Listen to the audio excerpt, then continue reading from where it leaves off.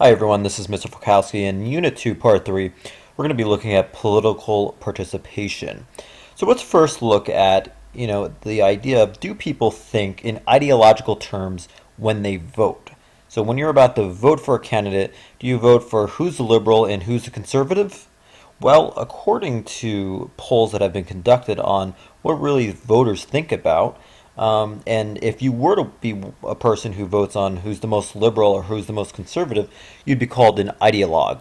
And that's only about 12%. So most voters don't go through with elections thinking, oh, he's the most conservative or he's the most liberal. Only about 12% do. Most voters you could lump in as group benefit voters, roughly about 42%.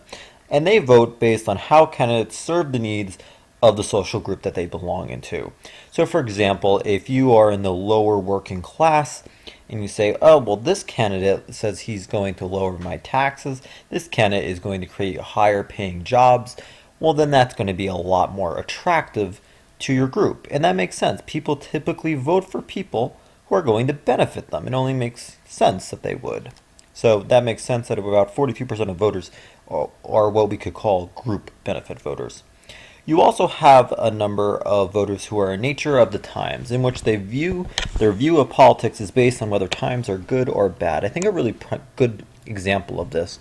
I have a lot of Republicans and Democrats in my family, so it's very split. But my grandparents, who have never voted for a Democrat in their life, actually voted for a Democrat in 2008 when the economy was very not doing so well. They thought, oh, I don't know if Republicans can, do a good job in terms of turning the economy around. I think Barack Obama could. And by and large, after never, voting for a Democrat in their life, they actually did because they were a nature of the times voter. They thought, well, these times are really bad. Maybe it's something we, should vote a little bit more drastically from their viewpoint. And so they did.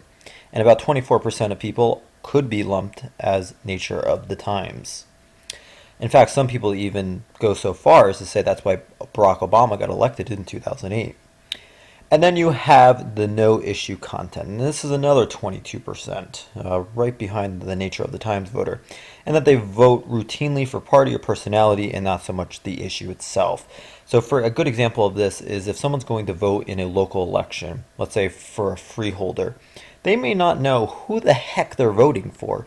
But if they're Republican and they see the word Republican next to that name, they're going to vote for that person. They're not going to care what that person's platform is. They just see, oh, that person votes is a Republican. I'm a Republican, so I'm going to vote for that person. Or vice versa. If you're a Democrat and the person you want to vote for is a Democrat, you're going to vote for that person. So it's not really based on issue, but it's more based on party, or if you see a personal trait that you like, that's what voters as the no issue content voter would be classified as. But most voters vote based on how the candidates will best serve their needs.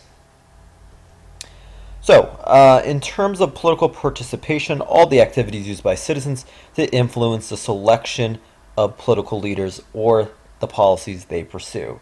Can you think about the most conventional participation that people do today? Well, if you thought about voting in elections, you're correct. That is the most common way.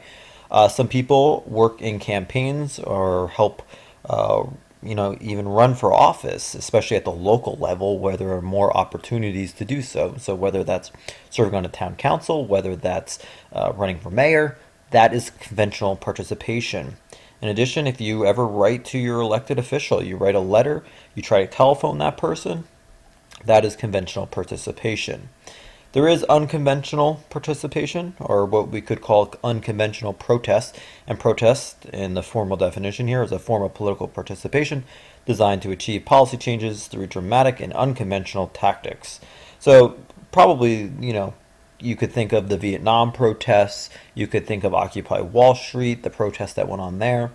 There's also civil disobedience, in which basically you purposely disobey a law that you believe is immoral. So if you think about South African apartheid, or you think about Martin Luther King, those were times in which civil disobedience was heavily used. But all this is participation.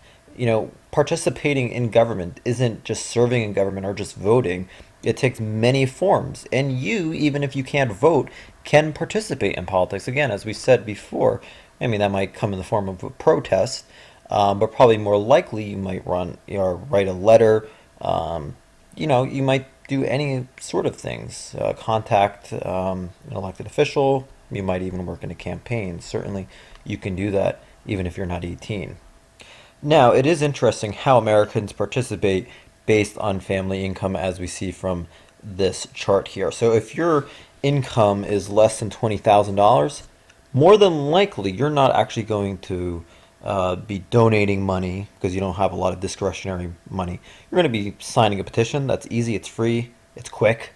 As your income rises between 40 and 20, 40, $60,000 or so, you're most likely to again sign a petition. That's pretty much dominant until you get to about the $100,000 point.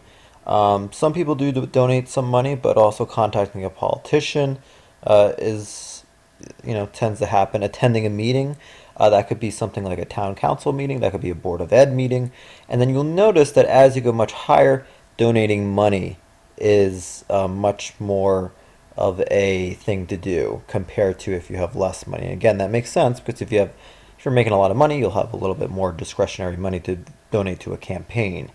But you'll see that as people gain more money, their level of participation, whether it's signing a petition, attending a meeting, contacting a politician, you are very much more involved, as you see here in this chart. Okay, in our next lecture, we will be covering and continuing on with public opinion and how it's measured.